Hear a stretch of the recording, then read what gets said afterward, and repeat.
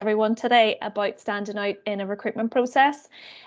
So in terms of the agenda for today, we thought it would be good from a content perspective, just briefly to introduce you to the team, but also to give you a bit of background about Herbert Smith Freehills and who we are and what we do.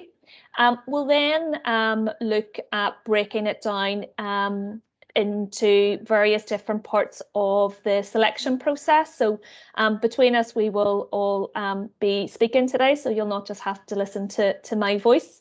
And we'll look at CVs and what type of information you might want to consider inputting into your CV. We'll also touch briefly on psychometric tests.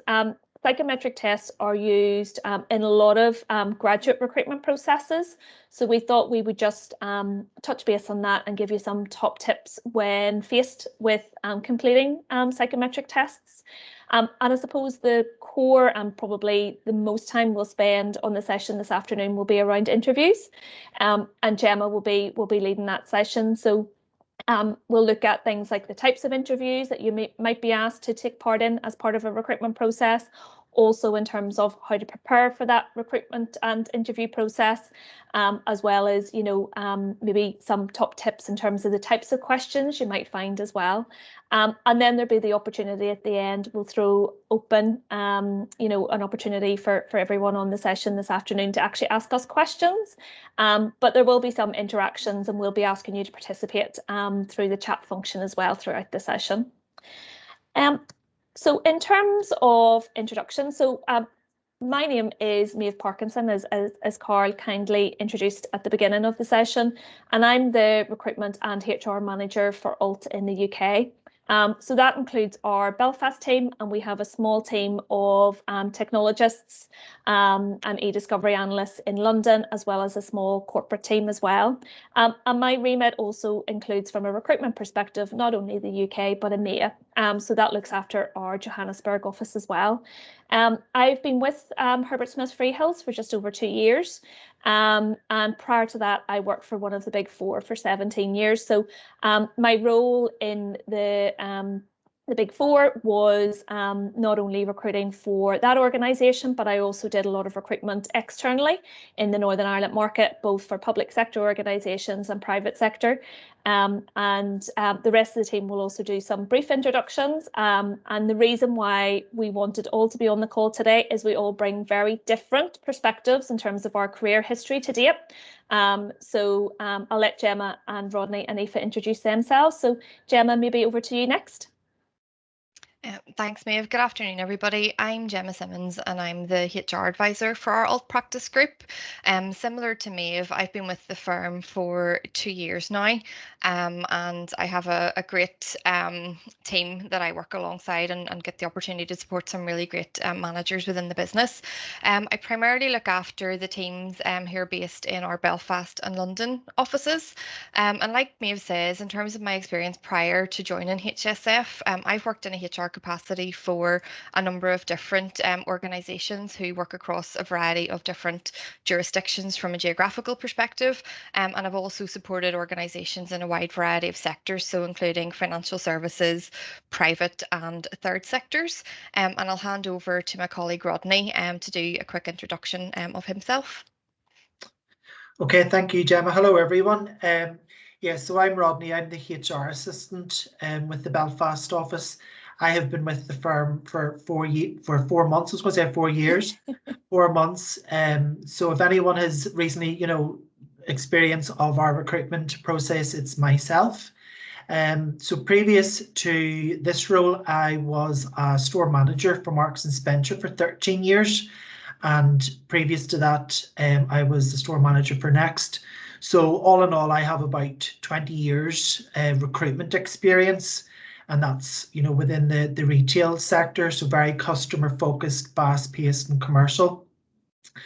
And that kind of experience, that helps me to identify in the legal recruitment process, helps me to identify the softer skills, the interpersonal skills, the client focus and the commercial awareness of candidates.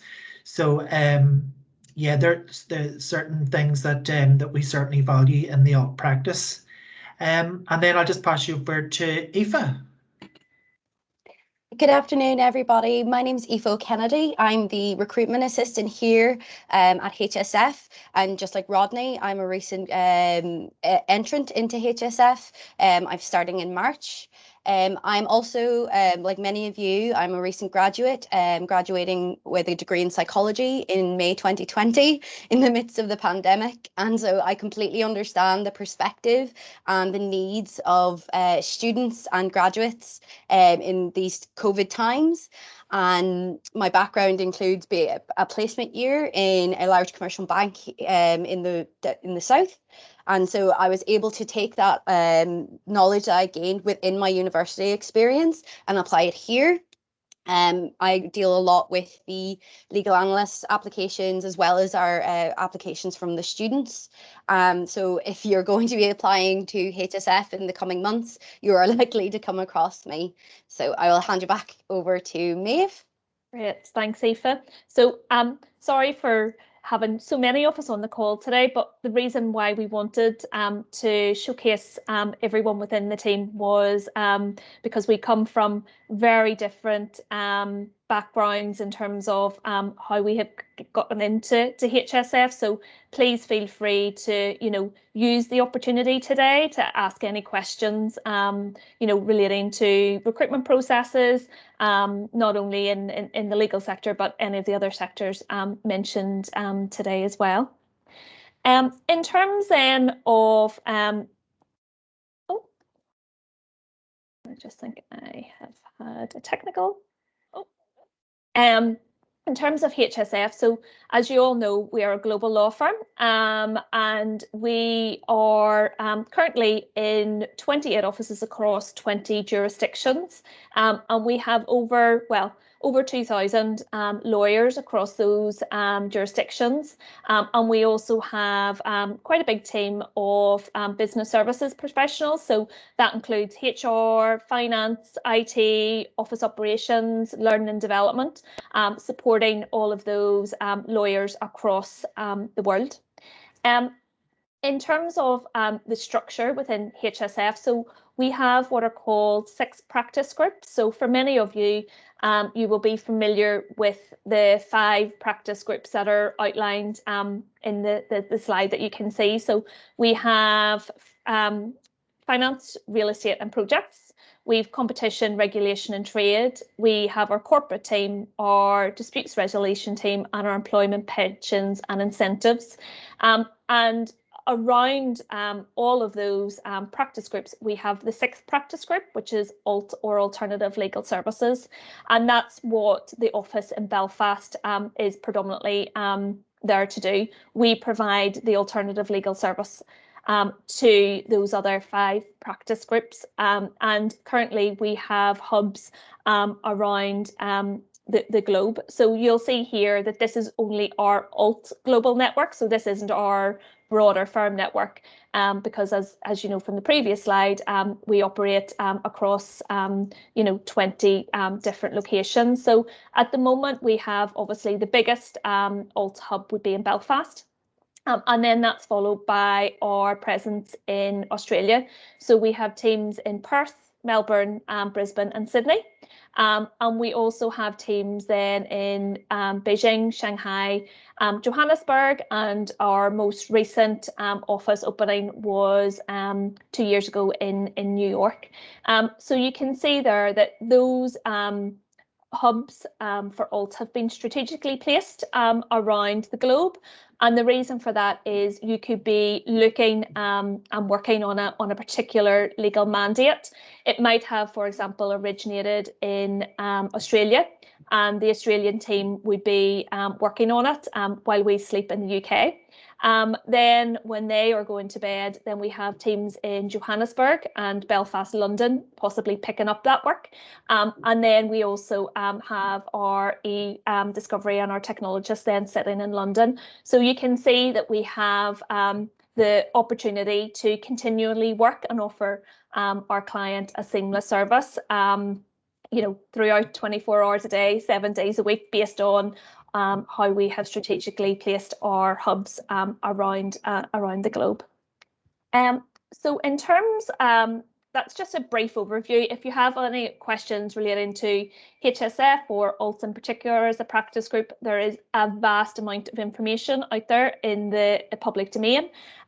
We have our website, we have our careers website, and there are various other places as well where you can find up-to-date information, and we will actually cover that off later on in the interview section when you maybe want to do some research on any company that you're going to interview with. So I'm just going to pass you over to Rodney, who's going to look at the CVs. Okay, thank you, Maeve. Yes, so as you can see on the slide here, essentially there's 4 main types of CV. There's chronological, skills-based, academic, and technical. So we'll just look at them each in turn then. So chronological, this is the most widely used and traditional CV format, the one that we're most familiar with. So this is where the content is structured in reverse chronological order. So you're starting with the most recent qualifications and work experience and then working your way backwards. So with the skills-based CV, this is also known as a functional CV. And these are useful if there are gaps in employment history or if you have limited experience or if you're applying for a job that's unrelated to your degree. So the emphasis is on skills and personal qualities for this type of CV. And these are qualities and skills that could be transferable and relevant to the position that you're applying for. The third type is the academic. This focuses on educational achievements, and these are used when applying for lecturing or research-based type of roles. This type of CV, it's much longer than the standard traditional CV, as a lot more detail is required. And then the last one is the technical or IT CV. So this CV, this demonstrates technical expertise and experience, and the format would highlight specific skills relevant to the role, such as IT consultant or web developer. And then next slide, perfect. So next few slides will cover what to include in a legal CV, what it is that we expect. So first off, personal details, and these are usually at the top of the page. And just basically these include all the contact details, such as address, email, etc. Profile, this is a concise statement that highlights your key attributes and helps you stand out from the crowd. Often this would follow the personal details section. And if you think of it in terms of like a short, punchy introduction to your CV, it's a 3 to 4 sentences long. And within that, you want to pick up and highlight things from your CV, relevant skills. And you also want to tell us about your career aspirations within that as well. A good CV profile would focus on the sector that you're applying to, as the cover letter that would accompany your application would be job specific. So the profile is a bit more general. In terms of education and qualifications, so basically you would list your degree, A-levels, GCSEs. And when discussing the former, mention the areas of law that you've studied while at university and state your dissertation title. Include any academic awards you have received in school or university, and detail any professional memberships, such as the Law Society, or any qualifications you possess, such as the LPC. So for work experience, again, you chronologically profile your work history, including the organisation you worked for and its location, plus your job title. So within that, you would describe key tasks and responsibilities, and paying close attention to the significant results of your actions. It's good to actually separate your work experience into different categories, such as legal, commercial, and voluntary. It just helps us when we're reading through the CV. You can use your law work experience to demonstrate your passion for a career in the field, and your part-time work to exhibit your transferable skills, such as commercial awareness or personal leadership, teamwork, things like that. You will also include IT and language skills. So within this, you would outline your level of proficiency with relevant software packages such as Microsoft Word and Excel. You can let us know if you've got basic, advanced, whatever it might be. and mention any additional languages that you speak. And again, you know, are you basic, proficient, what the level might be in that. And that's something that's actually quite valuable, certainly within the alt practice. Activities and interests. So you would avoid listing irrelevant hobbies such as reading or listening to music in this section. Instead, discuss your involvement in sporting teams or other organisations and highlight any positions of responsibility you've held or awards you've gained. Top tips for writing a CV. So these are things you would be mindful of. If you sort of think about it too, you know, think about a firm, ours in particular, just think about how many CVs we receive in one day for any one job. So never mind the content, these are other things to be mindful of. So you would always ensure that your CV is clear, concise, and easy to read. You would present using bold subheadings and bullet points. It's also good to have someone else, particularly a careers advisor, to read over your CV before you submit it, and submit your application and CV well before the deadline. And as you can see there, it's advised, you know, a professional looking font in a size, ideally 11 Arial or something similar and clear would be ideal. And that's everything from me for that section. I think it's back to you, Maeve. Great, thanks, Rodney. So, you know, there's some really good top tips there in terms of CV writing. And again, encourage people, if you have any specific questions regarding CVs and standing out from other candidates, happy to take those questions towards the end. So the next section, which if you are going through graduate processes that you will be familiar with, is technical tests or psychometric testing. And in terms of those, bear with me 1 second, just making sure. To this, there's probably, well, as you guys probably know, there's quite an array of psychometric tests that are used out there by employers. And I suppose I've just drawn out the four main ones that I and others would come across in the market. So your verbal psychometric tests, numerical, diagrammatic, and error checking. And for a lot of people on the session today, you will be familiar with these types of psychometric tests.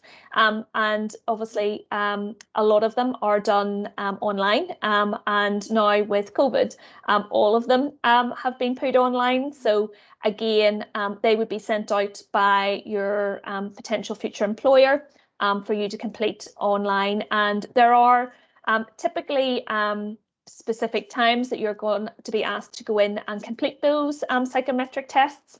And typically they will have a time limit on it as well. So in terms of psychometric tests and technical tests, we thought it might be helpful just to give you some kind of top tips around how to prepare in the event of you being asked to undertake such a test in the selection process.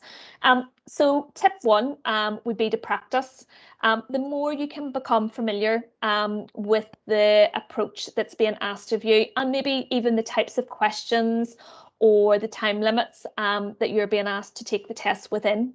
I've added there on the slide just 3 sample links where you can actually go and practice some of the tests that I previously mentioned on the previous slide. And again, there's no real tricks or traps in any of this. It literally is just becoming proficient and familiarising yourself with how these psychometric tests work. So the more practice you can do, then obviously the better results for you longer term. Also, think about the type of technical or psychometric test you're being asked to do. So for example, if it's a numerical test, think about, okay, well, how, if I was asked to convert things like fractions to decimals, how you would go about that. Also, think about how you would interpret graphs or trends as well, because those are the typical types of tasks you will be asked to complete as part of that kind of numerical technical test. Another top tip is around time management, exactly as you guys have just gone through or are going through in terms of your exams.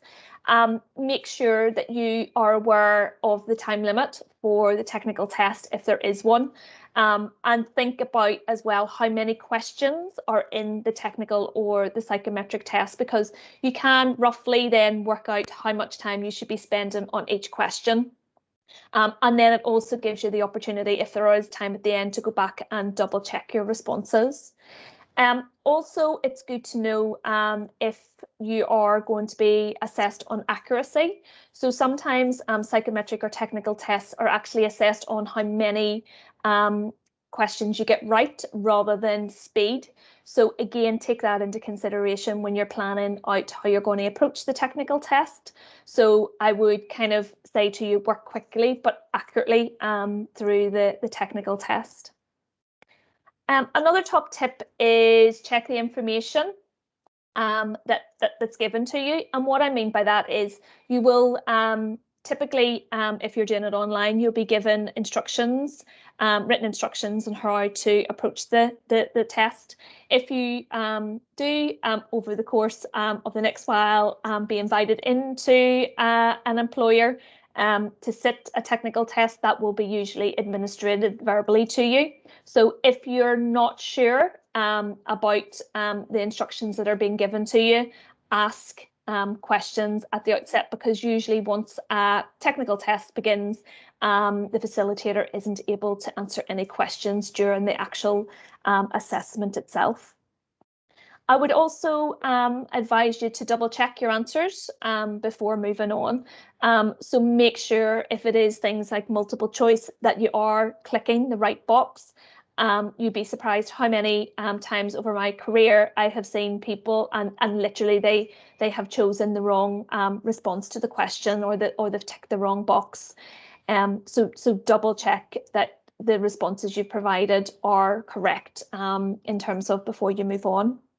And then finally, in terms of the technical assessments, make sure you're in the zone. And what I mean by that is exactly similar to your experiences at university. You know, you have some time out before you do your assessments in university. You kind of get into the right headspace to sit those assessments as well. So do exactly the same preparation for technical or psychometric tests as you would for a university exam. If you are asked to complete the test virtually, make sure that you have adequate internet connection, because obviously we don't want things like that to throw you in any way whatsoever, as it's difficult enough to sit a technical assessment. When you complete the test, make sure that you don't have any distractions or interruptions. So again, if you can find somewhere quiet to complete the assessment when you are doing it virtually, that would be amazing. And also get a good night's sleep before the night before the technical assessment. Again, it just gives you, sets you up for the day ahead, and hopefully has you on the right route to complete those assessments to the best of your ability. So in terms of next steps in a recruitment process, once you go through the psychometric or technical tests, then if you were successful, then you're typically going to be invited to an interview. So I'm just going to pass over to Gemma now for the interview stage of a selection process. Thanks, Maeve. I've seen that people are putting some queries and questions in the chat box. And before we move into the interview section, it would be really great to get some insights from you in terms of any previous experience you've had with interviews and any top tips that you would maybe like to share in the chat box as well. So you've been invited to interview, and this is really your opportunity to share your skills and experience in person with the organisation. It's completely natural to be a little nervous, and in fact, some nerves are actually a good thing. But please be assured that the people who are on the interview panel want to get the best from you. The key to performing well at interview is preparation, and you can do this with some quite sort of simple techniques. So first and foremost, make sure that you know the date, the time, and the location of your interview. Arriving at the wrong time, whether that's too early or too late, doesn't create a very positive impression. If the interview is being held virtually, which many are at the moment, make sure that you know what platform is being used to facilitate this. Ensure that you can access this without any glitches, and ensure that you're sitting somewhere where you can answer questions freely and without distraction.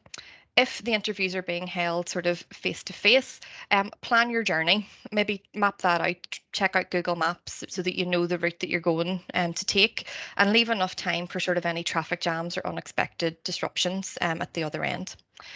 Dress appropriately, and this applies whether the interview is in person or if it's virtually.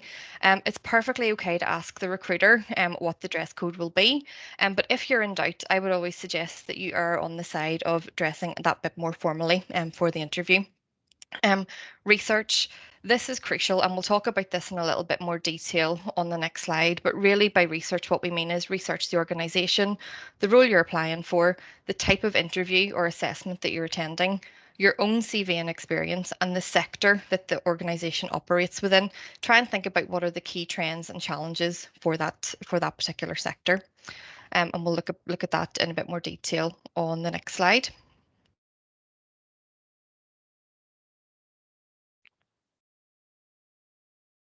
Okay, so in researching the company is important for two key reasons. So firstly, by presenting as knowledgeable about the organisation, this demonstrates that you're interested in a career with them and that you're committed.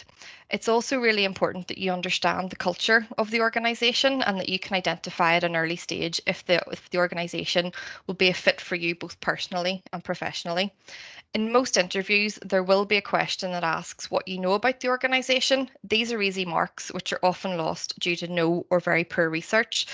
So in the chat box again, can you suggest some good sources for company-specific research? Some of the ones that we would suggest would be the organisation's website. So that will give you insights into the purpose, values, and mission of the organisation. Their social media platforms. So this is a good source of current or up-to-date activities, and it can let you get some insights into the less formal side of an organisation.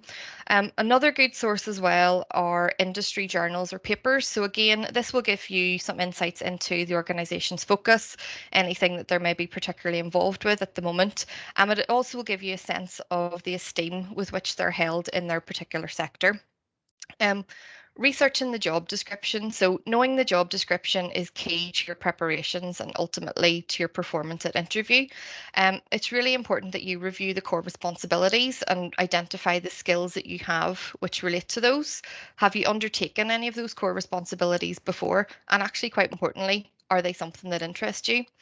Review the criteria for the role and try and match the skills and experience that you have to this.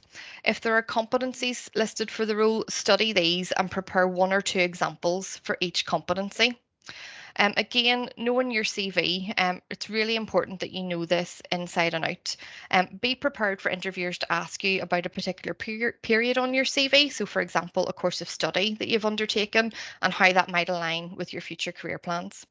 And again, finally, just in terms of interview questions. So as I'd mentioned before, the interview isn't just about the panel assessing you. It's an opportunity for you to ask any questions that will give you insights into the organisation. So think of 2 or 3 questions that you would like to ask the panel, and be mindful that the questions that you're asking don't give the impression that you haven't prepared or researched the role or the organisation.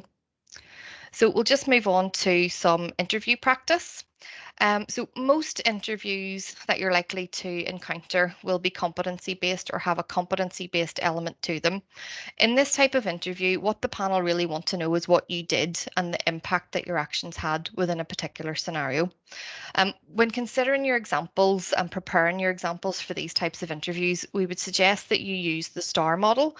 So that's situation, task, action, and result. And if you write your example down and try and align it to that model, It'll make it easier to sort of step the panel through your particular example. What I would often do when prepping for an interview is I will write my examples out. I will read them aloud to practice actually saying the words.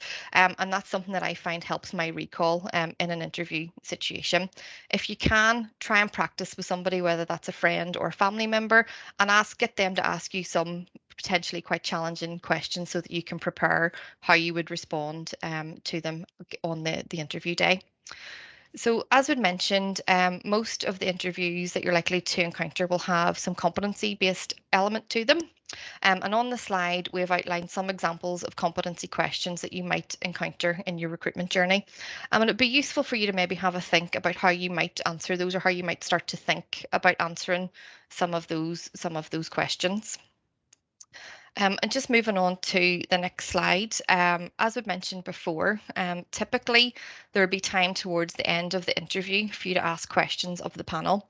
As I'd mentioned previously, it's important that you don't ask questions which could give the impression that you don't know anything about the job that you're applying for or the organisation where the job's in. The types of questions that we've outlined on the slide are the types of questions that will show the panel that you're interested in finding out a little bit more.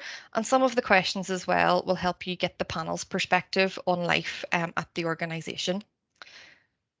And I think I'm back over to you, Maeve. Thank you, Gemma. I'm just going to open the floor. I see that there is some questions just with regards to coming through on the chat box. So I know that one of the first questions on the chat box was relating to the CV and how long should a CV be. It's hard to kind of say, but typically we would probably say that CV shouldn't be any longer than 2 pages. And it's really honing in and focusing on a bit of what Gemma said. So take the job description for the role that you're applying for and really think about what the organisation is asking for in terms of the essential criteria for the role and desirable criteria for the role, and really drawing out your experience through your CV would be an approach that we would say would be extremely beneficial. So rule of thumb, probably around 2 pages. I know one of the other questions coming through is about a cover letter. Sometimes cover letters are good, especially if you are applying for example, a number of graduate roles within the legal sector. So your, I suppose, core CV may not change, but your cover letter then would be adapted to reflect the role that you're applying for with each organisation. One caveat I would say is I have seen this used in the past, and I have seen candidates actually submitting an application for one organisation, but the cover letter refers to one of their competitors. So that's just probably a tip just to review your cover letter to make sure that it is relating to the organisation you're submitting an application for. Another question coming through with regards to the CVs is how would you recommend enhancing areas of weakness on your CV? In terms of areas of weakness, I suppose your CV is the opportunity for you to sell your skills and the experiences that you have. So not necessarily wanting to, I suppose, highlight areas of weakness in your CV is probably my guidance on that. You may, however, be asked a question at interview. I have seen in the past where some organisations ask candidates, well, what would you find challenging in terms of if you were successful in taking on this role, or what is your greatest weaknesses? And I suppose in response to that, it's thinking, okay, so what are my weaknesses? So maybe for myself, one of my weaknesses is maybe taking on, never saying no and taking on too much. So although that is a weakness per se, it also looks at it kind of flips then, and you can see that actually can be a positive as well. So think of weaknesses that you can flip to be a positive is also something that employers might want to see. I'm just having a look to see if there's any other questions. Has anyone any other questions maybe that they want to verbally ask with regards to the CV?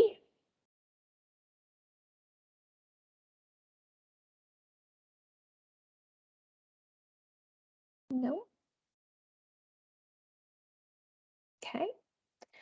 I don't see any questions necessarily in the chat box relating to psychometric tests or technical tests.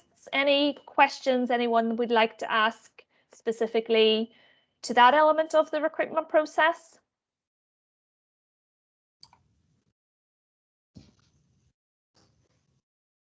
No. And I think with anything, both from the perspective of, you know, CV, technical or psychometric tests or interviews, it's probably all about preparation.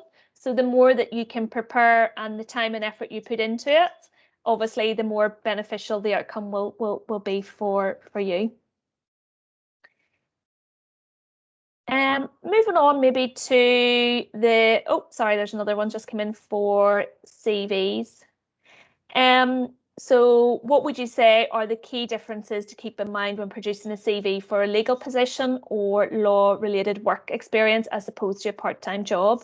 I think it goes back to Rodney's point in terms of you might have part-time jobs that you've worked in during your time at university or prior to that. You may also have been involved in sporting committees or other committees, and it's really trying to think and link back how those skills, both probably more the softer skills, how that would be transferable to either a legal position or a non-legal position. It really, the kind of same rule of thumb applies. It's how you can show that you have transferable skills from all the work you've done, both either in your part-time job or maybe your time at university or some of those other kind of sporting or other initiatives or committees or events that you've been involved in.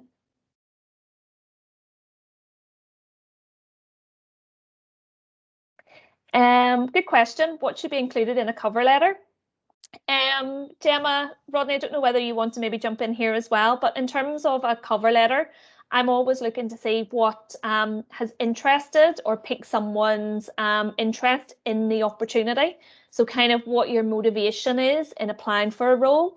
And in particular for a graduate role, it's your opportunity to probably stand out from the crowd, as it were, and other applicants in terms of your motivations.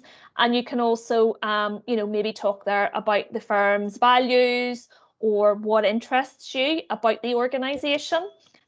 So the cover letter is really your opportunity to sell yourself. So I don't know, Gemma or Rodney, have you anything in addition maybe to add to the cover letter?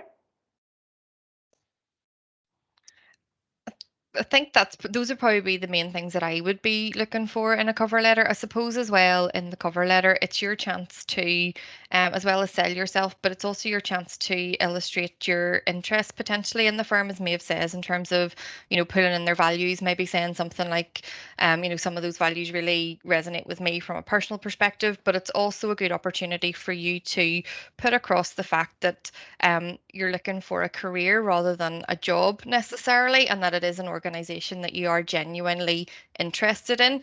I suppose the key thing is, if you're doing the cover letter, try and tailor it as best as you can to the organization that you're applying for, so that it feels sort of quite personal and it demonstrates that particular interest in that particular role within that firm or company.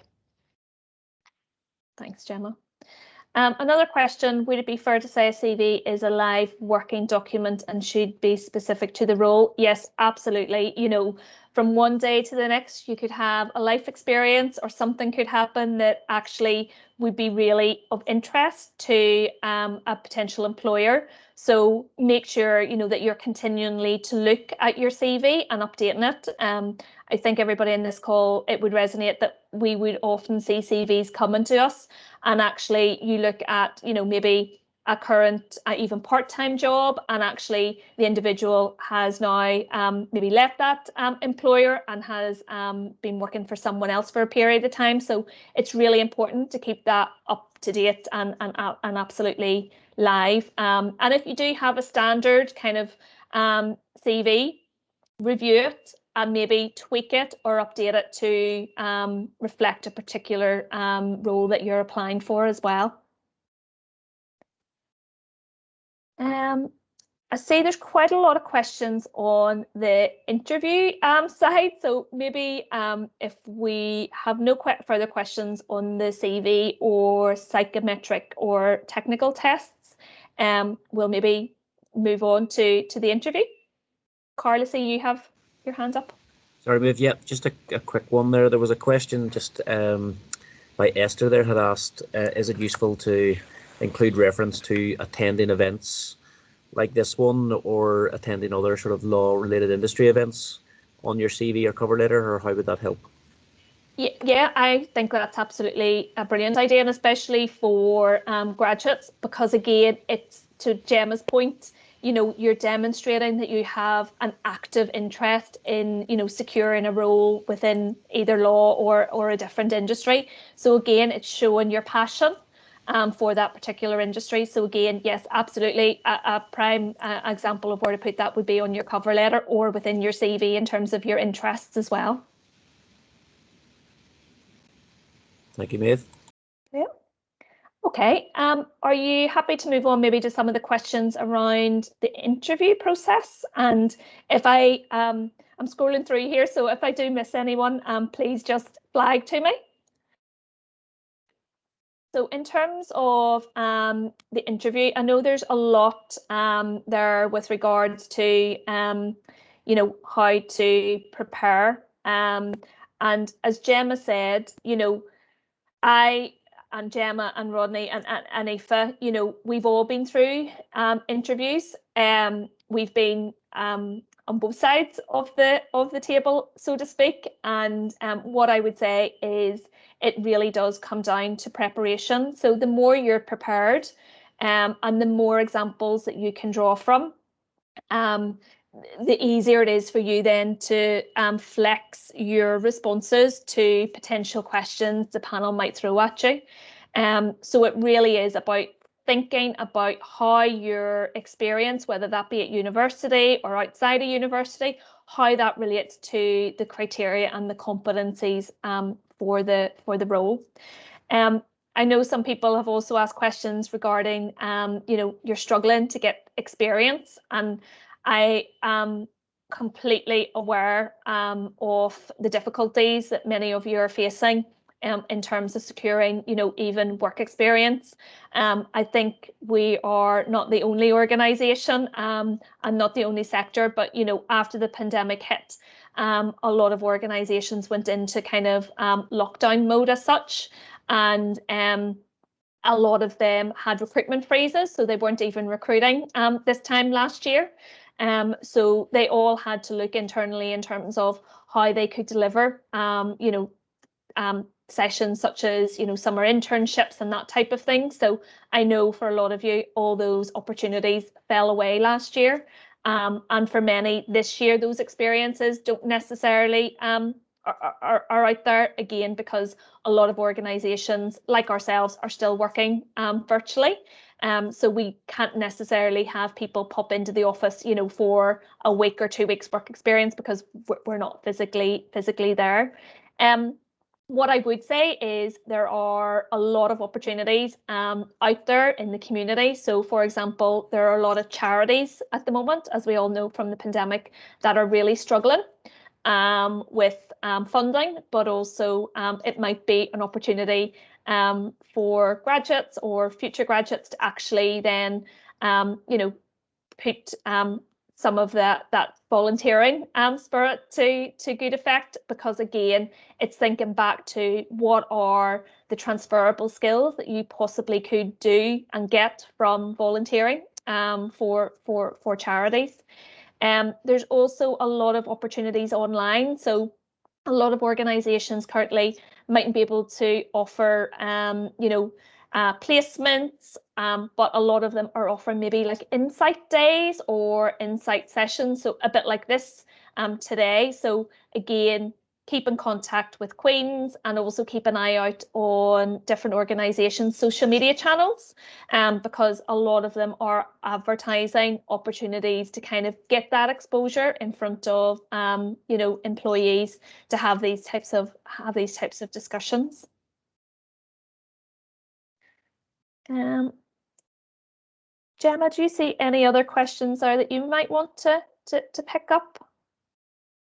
Yes, so we've had a question through about is there specific information you should know about a company following a previous interview experience. So I think there's no sort of set in terms of you need to be able to speak about a particular organization for X number of minutes, but I think in terms of kind of having an overview, I think it'd be useful to understand the organization's values and the organization's purpose, and be able to speak to those in an interview. That's something that I am always really impressed by, if people are able to articulate the values, and in particular, if there's a value that particularly resonates with somebody and they can explain why that is.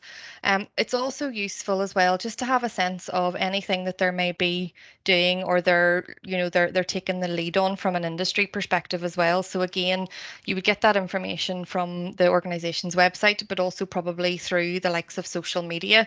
And I think in terms of knowing the company, if you can try and find something or try and articulate something that isn't maybe necessarily obviously out there, because that will show that you have kind of really got under the skin of the organization that you're applying for, and that you've done that bit more sort of due diligence and research before coming for the interview.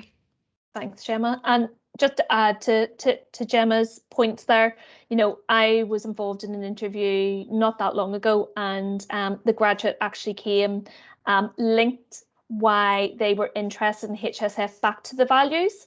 However, they went one step further. So one of our key values is about diversity and inclusion, and they were able to literally list off all the awards, not just locally in Northern Ireland that we had won, but also on a global basis. So it was very evident to me that they actually went one step further than just looking at the values. They actually started digging under the skin of the values, which was very impressive.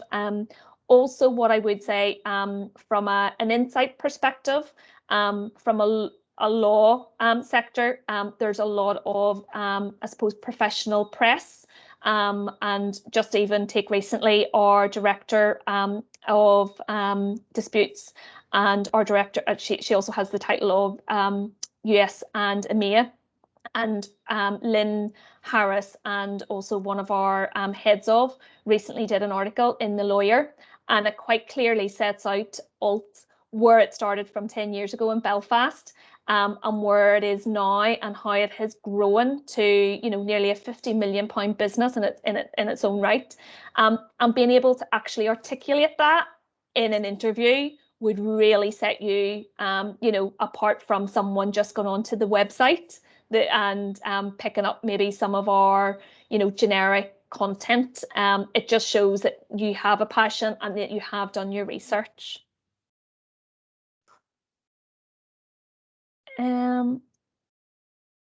See what else.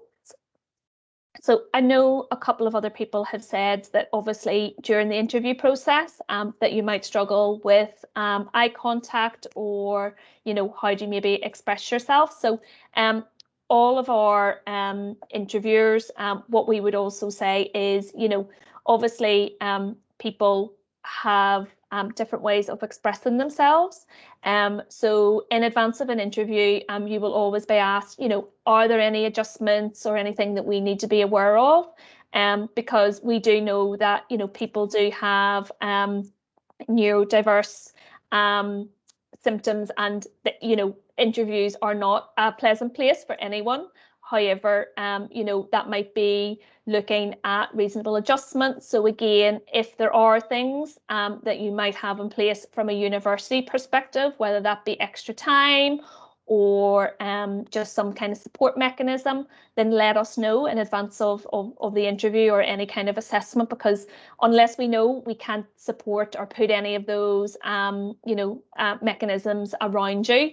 And at the end of the day, we're not there to trick or trap you in any way. We want you to perform the best of your ability on that given day, either whether that be at the assessment or at interview. So if you're unsure or worried, just flag it with us, and we can step that through with you, if that sounds okay.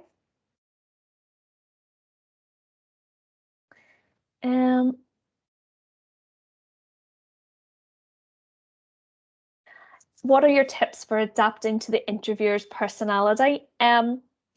I wouldn't adapt to the interview's personality. One thing I would say is be yourself on the day of interview, because the type of person that we're looking for is someone that is genuine, authentic, enthusiastic, and really keen to learn and pursue a career in law. So I wouldn't adapt to anybody else's personality other than being yourself. And I know it's easy for me to say, sitting at the other side of the table, but that will genuinely come through in the interview. And the other thing we would say is, if you're unsure maybe of how a question is even phrased by an interviewer, there's no harm in or asking them to repeat the question. And probably what you will find is that maybe the interviewer will rephrase it in a different way that you will understand. And again, as I said before, we're not there to trick or trap you in any way. So if you don't understand the question, or you want some time to consider your response to the question, just say to the interviewer, okay, thank you, I just want to take some time to think about it. That's absolutely fine. And actually, some silence in an interview is absolutely fine as well. And I know from a HSF perspective, we train our interviewers, and that's something that we do say to them, is that, some silence is absolutely fine, because it usually is a candidate trying to determine which of the examples they've prepared best fits the question posed.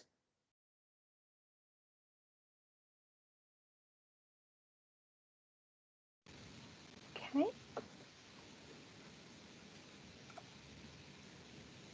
Maeve, if I can just interrupt you there with regards Yeah. to the question came in from Deirdre Timoney there, who works within the School of Law, Yeah. and she's asking, the school is obviously urging students to undertake virtual internships. Do you guys and other graduate recruiters rate students who have taken the time to complete these? I think any type of opportunity, whether that be a virtual internship, whether it's attending these type of events, anything you can do to go above and beyond will always set you, apart from all other graduates, because the market is so competitive at the moment. And again, it goes back to Gemma and Rodney's points at the earlier in this session, that you want to show that you have a passion for law. By attending these types of either virtual internships or virtual insight days, anything that can actually demonstrate your passion can only be a good thing. Great. And I think that's somewhere related to the Pally's question there. How do you suggest a student from different degree backgrounds to gain knowledge and experience in the law field? But I think, you touched on that. It's about where can you demonstrate your expression of interest and your engagement in the sector, but maybe you can elaborate a little bit more on that from students from different backgrounds. Yeah, and I think as well, there's also, it's gone back to what we had mentioned previously in terms of the relatable skills. So, yes, absolutely, from a HSS perspective, if you're coming in at our graduate level, we are looking for those individuals who have obviously a legal degree or master's. However, it's more broad than that. It's all the competency based. So, like personal leadership, communication skills, all of those kind of softer, what we call softer skills.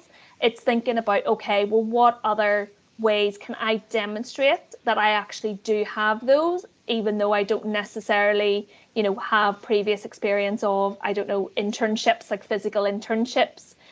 It's thinking about how you can relate your current experiences to the job description again. Fantastic.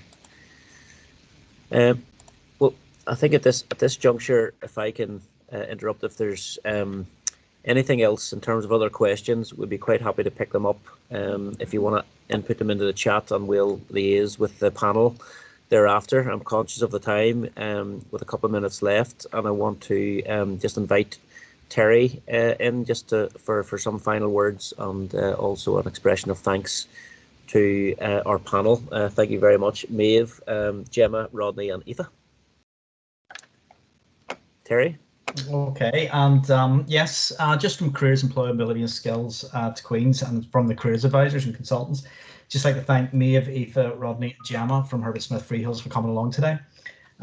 It's been very insightful, and as much as we try and inform students about how law firms actually go about the whole employment of certain roles, it's great to hear from people actually doing it. So it's fantastic to hear from the employers, warts and all at times, of what exactly they'll be expecting from their students.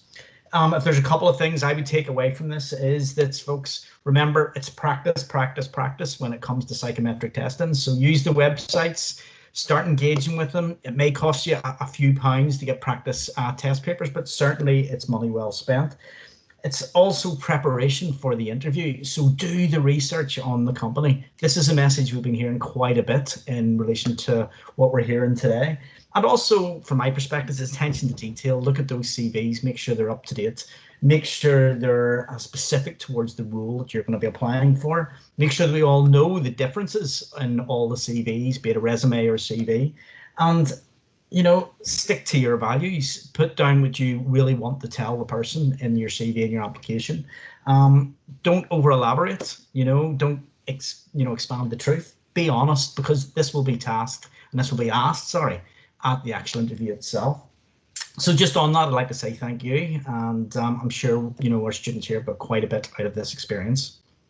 I think, Karl, have you got the next slide up there? Yes. So the next slide is going to be the Careers and Law Insight program, and it's the Law Panel event. And this is specifically run by the law school. We've seen Deirdre on there, and I think, Deirdre, you are going to be taking this tomorrow. And it will be good to see that all our students in attendance today can also attend that. Now, I think there's a separate registration. Deirdre, do you want to come on and say anything about that, or are you okay? Yes. All students are welcome to attend the session tomorrow. We have 6 contributors. We have 2 barristers, early junior barristers, and 4 solicitors. And they're really going to speak about their whole experience of qualifications and their career paths and getting into law, and then really tell you about, I guess, the realities of working in law in practice, but in different sectors as well. So they're very keen to share their experiences with students, warts and all, as you say, Terry, and really just give extra guidance about different career paths that can be taken. So if the students do want to register for that, if they go on to the School of Law, there's a news tab on that, and they'll see, events tab, and you'll see details about the Law Panel event, and they can book on through that. Or indeed, if anybody wants to send me an email, Deirdre d.timoney@qub.ac.uk. I can send them the meeting link for the event as well. So really look forward to seeing them tomorrow if they're available. Okay, thank you, Deirdre. So just with that, I'll pass back to Karl. And folks, just remember, if any is aware of who I am, I've worked with you in the past. If you have any other questions, just email me and we'll see what we can do. If you need those CVs looked at, remember also to run it through your VMOT program. And back to you, Karl. Yeah, well, I'll not string this on any further. Just to reiterate, just a real gratitude and thanks to Maeve, Gemma, Rodney, and Aoife. We've had a long-standing relationship with Herbert Smith Freehills here at Queen's. We're very proud of that, and we're looking forward to many more collaborations with you guys moving forward. So thank you very much again, and we look forward to seeing you in due course. Great. Thanks for the invite, and all the best, everyone, with wherever your future career takes you.